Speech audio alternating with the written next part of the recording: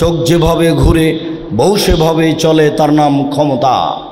চোখ যেভাবে চলে বউ সেভাবে, চোখ যেভাবে ঘুরে বউ সেভাবে চলে, তার নাম ক্ষমতা। সম্মানিত দিনী বোন, আপনি 4টা কাজ করতে পারলে জান্নাতের সব দরজা খোলা। 1, 5 ওয়াক্ত সালাত। 2, রমজান মাসে রোজা। 3, স্বামীকে মেনে চলা। 4, জেনায় লিপ্ত না হওয়া। এই 4টা কাজ আপনি করতে পারলে জান্নাতের আপনার সব দরজা খোলা। 4, জেনা যদি ঘটে গিয়ে থাকে তাহলে তওবা করেন, যে পাপ হয়েছে ওটা পাল্টা নেকি হয়ে যাবে। 3, স্বামীকে মেনেই চলতে হবে, তিতে লাগলেও মিঠা লাগলেও। আপনার স্বামী আপনাকে গালি দেয় এ কথাই ঠিক, আপনার স্বামী আপনাকে মারে এ কথাই ঠিক, আপনার স্বামীর মুখ খারাপ এ কথাই ঠিক। এরপরেও আমি আপনার দিনী ভাই আপনাকে অনুরোধ জানাচ্ছি, আপনি স্বামীকে মেনে নেন, তার সাথে কথা বলেন। 10 দিন 15 দিন কথা বলবেন না। রান্না করে ভাত মেয়ের হাত দিয়ে দিয়ে পাঠাবেন, 1 গ্লাস পানি দিলে এইভাবে রেখে দিবেন, আর একদিকে মুখ করে এইভাবে সংসার করিয়েন না। আমার অনুরোধ আপনি মেনে নেন। আমি আপনার দিনী ভাই আপনাকে পরামর্শ দিচ্ছি, অনুরোধ জানাচ্ছি। শেষ পর্যন্ত যদি স্বামীর সাথে চলতে না পারেন তাহলে তাকে খোলা তালাক করে দেন। এইভাবে কথা বন্ধ করে সংসার চালায়েন না। যে কোনো স্বামীকে যে কোনো মহিলা খোলা করতে পারে, কোনো সমস্যা নেই। আমি আমার স্বামীর ভাত খাবো না, চেয়ারম্যান সাহেব বিচ্ছিন্ন হওয়ার ব্যবস্থা করে দেন। আপনি যেদিন খোলা তালাক লিখা হবে তার 30 দিন পরে অন্য জায়গাতে বিবাহ বসতে পারবেন, কোনো সমস্যা নেই। তবে আপনাকে আমি এই স্বামীকে মেনে নিয়ে চলার জন্য অনুরোধ জানাচ্ছি। আর আপনার জন্য 5টা কথা থাকলো। 1, যে মানের খাচ্ছেন সে মানের খাওয়াবেন। 2, যে মানের পড়ছেন সে মানের পড়াবেন। 3, কটু কথা বলবেন না, গালি দিবেন না। পৃথিবীতে সবচেয়ে শান্তি তৃপ্তির বস্তু হচ্ছে স্ত্রী। স্বর্ণ দিয়ে ঘর বানালেও শান্তি হবে না স্ত্রী ছাড়া। মখমল চাদর বিছালে বিছানায় শান্তি হবে না স্ত্রী ছাড়া। স্ত্রীর ওপর দিয়ে পৃথিবীতে শান্তি তৃপ্তির কোনো জিনিস নেই। মর্মে কটু কথা বলিয়েন না, ঠোঁট কালো বলবেন না, রং কালো বলবেন না, শুধু প্রশংসা করবেন। বলবেন তোমার মতো কোনো নারী দেখি না, তাহলে সারা রাত আপনার পা টিপে দিবে, সেবা করে দিবে। একবার যদি কটু কথা বলেন তাহলে আর আপনাকে ভালোবাসবে না। বুদ্ধি কম, আপনার কাছে একটু শুধু প্রশংসা পেতে চাই। 4, মুখের উপরে মারবেন না। 5, নিজের বাড়ি ছাড়া কোথাও যেতে দিবেন না। চাচির বাড়ি যেতে দিবেন না, খালার বাড়ি যেতে দিবেন না, বোনের বাড়ি যেতে দিবেন না, মায়ের বাড়ি যেতে পাবে না। জরুরি প্রয়োজন ছাড়া বাড়ি ত্যাগ করতে পারে না। বাজার করা তো বহু দূরের কথা। কাপুরুষ আপনি, বউ বাজার করে আপনি বাড়িতে থাকেন, ছি ছি, আপনাকে খারাপ লাগে না? বউ বাজারে যাই কেন? এখনো আপনার বউ আপনার মেয়ে বাজারে কই? আমরা তো যাই না, তবু তো আমরা আছি দুনিয়াতে, চলে তো আমাদের। কই আমরা তো হাটে বাজারে যাই না, আমরা তো আছি দুনিয়াতে, চলে তো। বাজারে না গিয়ে চলে তো, চলছে তো। আপনাকে তো আমি বলেছি আপনি আসেন বাসায় 3 মাস থাকেন, সরিষার সমপরিমাণ পর্দার ব্যতিক্রম দেখা গেলে জাতির সামনে কথা বলবো না।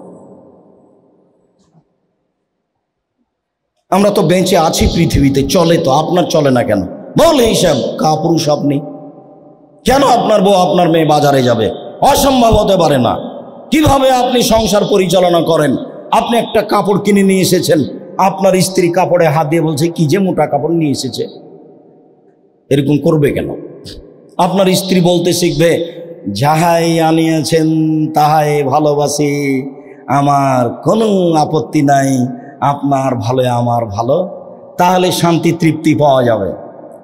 লবণ ভাতেও খুশি আছি, গোস্ত ভাতও পোলাতেও খুশি আছি, যাহাই খাওয়াবেন তাহাতেই খুশি আছি।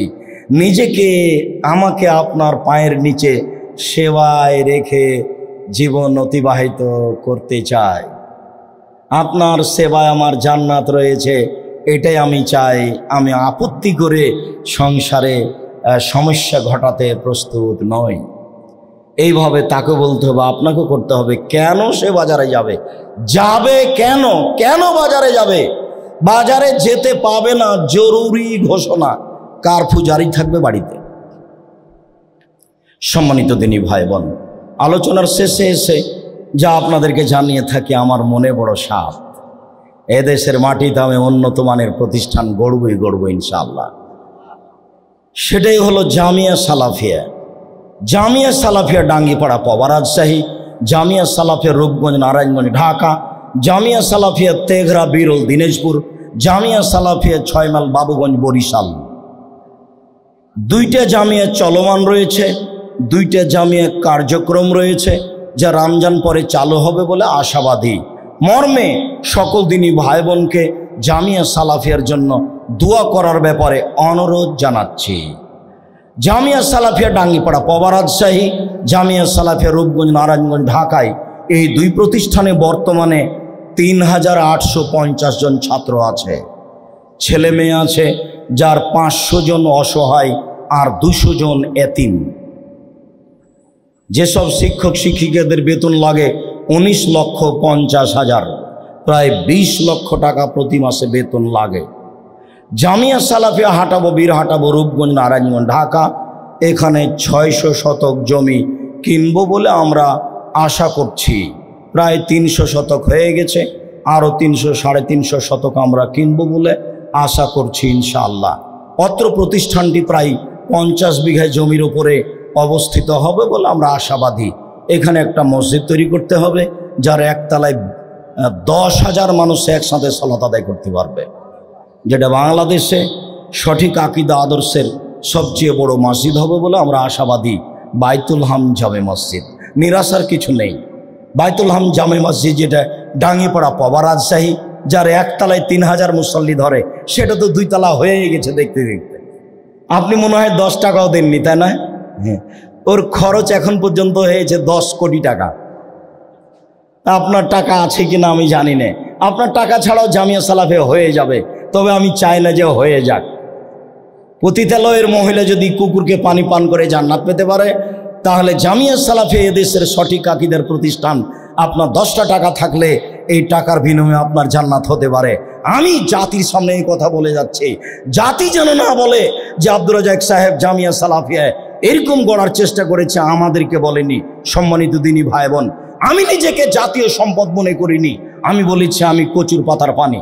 আমি জাতিকে বলেছি জাতীয় সম্পদ জামিয়া সালাফিয়া ডাঙ্গিপাড়া পাওয়া রাজশাহী, জাতীয় সম্পদ জামিয়া সালাফিয়া রূপগঞ্জ নারায়ণগঞ্জ ঢাকা, জাতীয় সম্পদ হচ্ছে মাসিক আল ইতিসাম পত্রিকা, যার 10 জন হচ্ছে মুফতি, যার 10 জন হচ্ছে গবেষক সদস্য, যার গবেষণাগানে ভিন্ন ব্যতিক্রম পত্রিকা 50টা প্রশ্নের উত্তর দিয়ে চলে, মাসিক আল ইতিসাম পত্রিকা। জাতির জন্য জাতীয় সম্পদ হিসেবে বলে যাচ্ছি। আমি খাকসার সাধারণ মানুষ, আমাকে সিলেটের মাটিতে আঘাত করা হয়েছে, তাই আমি বিচার চাইব, নিজেকে জাতীয় সম্পদ মনে করব। আমি তা কখনো মনে করিনি। আমি বলেছি আমি কচুর পাতার পানি টলমল করি, কখন পড়ে যায়। কেননা আমার কোনো সাংগঠনিক ক্ষমতা নেই, আমার কোনো দলীয় ক্ষমতা নেই, আমার কোনো বংশীয় ক্ষমতা নেই, আমার কোনো অর্থ সম্পদ নেই। আমি একজন নিঃস্ব মানুষ। এদেশের মাটিতে আমি উন্নত মানের প্রতিষ্ঠান গড়ব ইনশাআল্লাহ, যেখানে ছেলেমেয়েরা বাংলা, ইংরেজি, আরবি উন্নত মানের শিক্ষা অর্জন করে জাতির অন্যায়ের বিরুদ্ধে লড়বে মুখে কলমে মিডিয়ায়। ইনশাআল্লাহ গড়ব। এদেশের মাটিতে উন্নত মানের প্রতিষ্ঠান, সবচেয়ে বড় মসজিদ হবেই হবে ইনশাআল্লাহ, হবে, নিশ্চিত হবে, অবধারিত হবে ইনশাআল্লাহ। কিভাবে হবে তা আমি জানি না, তবে হবে নিশ্চিত ইনশাআল্লাহ। আমার হাতে টাকা নাই, এ কথাই সত্য। প্রতিষ্ঠান এখানে গড়বে, এ কথা সত্য। একে ঠেকিয়ে রাখার কোনো পথ নেই, যার জন্য সকল দিনী ভাই বোনকে মনটা বড় প্রশস্ত করে সংকীর্ণ না হয়ে জামিয়া সালাফিয়াকে দেখার জন্য অনুরোধ জানাচ্ছি। সম্মানিত দিনী ভাই বোন, জামিয়া সালাফিয়ার জন্য দোয়া করবেন, জামিয়া সালাফিয়ার জন্য দানের হাত প্রশস্ত করবেন। সকল দিনী ভাই বোনকে আল্লাহ ভীতির উপরে বক্তব্য রেখে পরকালমুখী হওয়ার জন্য অনুরোধ জানাচ্ছি। সকল দিনী ভাই বোনকে জামিয়া সালাফিয়ার জন্য দোয়া করার ব্যাপারে অনুরোধ জানাচ্ছি। পৃথিবীর সকল মুসলিম দিনী ভাই বোনকে জামিয়া সালাফিয়া জাতীয় সম্পদ মনে করে তাকে মূল্যায়ন করার জন্য অনুরোধ জানাচ্ছি। সকল দিনী ভাই বোনের উপরে জামিয়া সালাফের ব্যাপারে এক বিশেষ গুরুত্ব আরোপ করে আমার আলোচনা আপাতত এখানে শেষ করলাম। সুবহানাকা আল্লাহুম্মা ওয়া বিহামদিকা আশহাদু আল্লা ইলাহা ইল্লা আনতা আস্তাগফিরুকা ওয়া আতুবু ইলাইক। আসসালামু আলাইকুম ওয়া রাহমাতুল্লাহ। আসসালামু আলাইকুম রহমতুল্লাহ। আপনারা একটু যথাস্থানে বসেন। আপনারা জানেন আমাদের মাহফিলে মা বোনেরা এসেছে, আপনারা একটু বসেন, মা বোনদেরকে আগে যেতে দিন, তারপর আপনারা বের হন, হয়তো গেটের বিশৃঙ্খলা হবে। একটু সময় দিন, আমাদের মা বোনরা আগে বের হয়ে চলে যায়, তারপর আপনারা যাওয়ার চেষ্টা করবেন। আসসালামু আলাইকুম ওয়া রাহমাতুল্লাহ।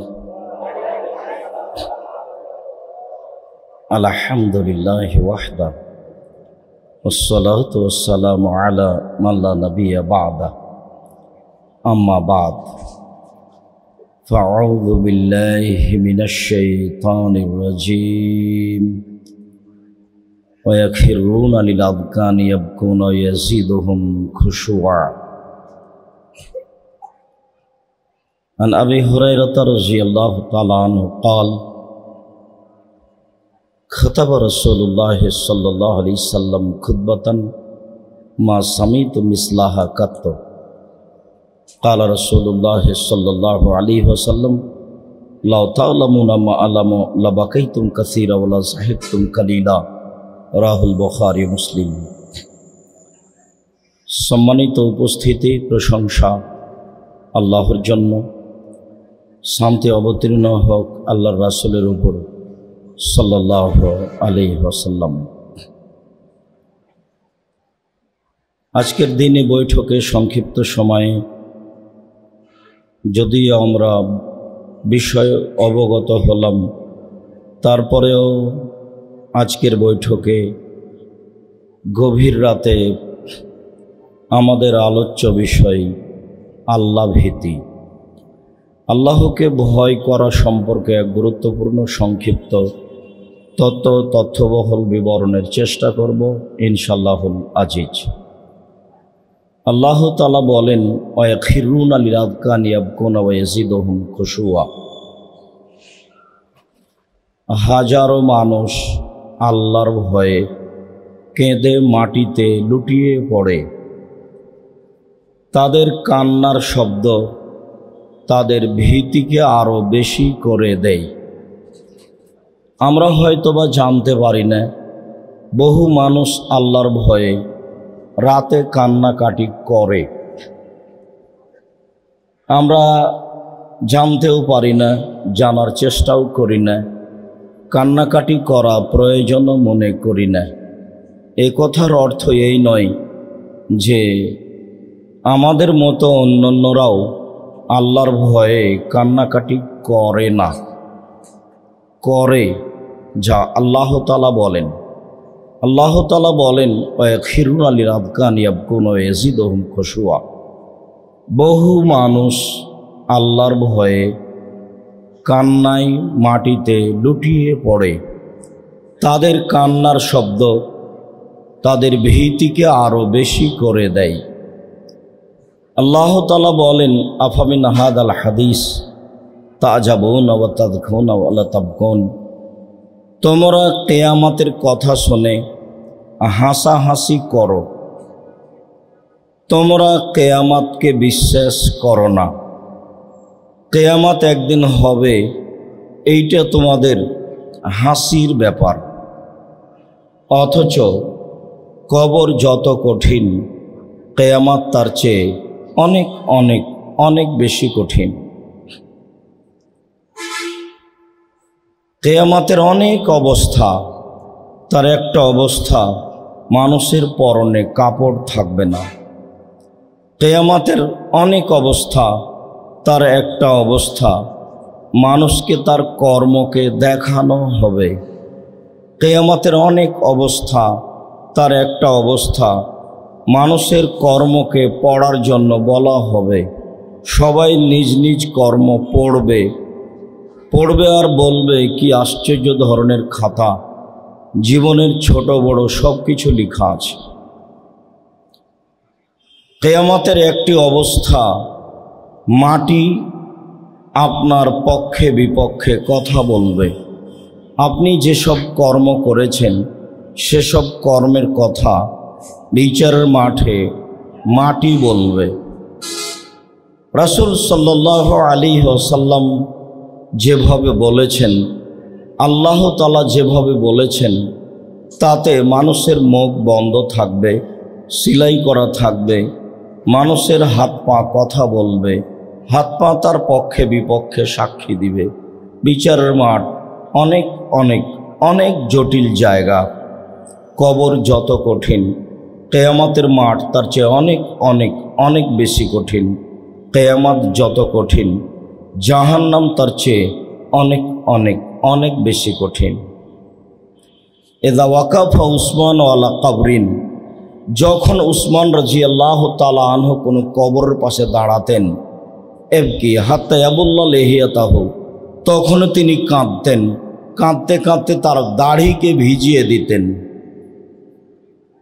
তাকে বলা হতো তাজকুরুল জান্নাত ওয়ান নারা ফালা তাবকি ওয়া তাবকি মিন হাদা, আপনি তো জাহান্নামের কথা বলেন, জান্নাতের কথা বলেন, তখন তো এত কাঁদেন না, কিন্তু কবরের পাশে দাঁড়ালে কেন কাঁদেন? তিনি উত্তরে বললেন, আল্লাহর নবী বলেছেন, ইন্নাল কবর আউয়াল মানজিল মিন মানাজিলিল আখিরা, নিশ্চয় কবর হচ্ছে মরার পরে প্রথম স্তর। ফাইন নাজা মিনহু ফাবাদা হাইসর মিনহু, মানুষ যদি কবরে বেঁচে যায় তাহলে এর পরে যত স্তর আছে সব সহজ হয়ে যাবে। অল্লাম এনজো মিনহু, আর যদি মানুষ কবরে না বাঁচে তাহলে এর পরে যত স্তর আছে আসাধ্য মিনহু, তার চেয়ে জটিল ও কঠিন হয়ে যাবে।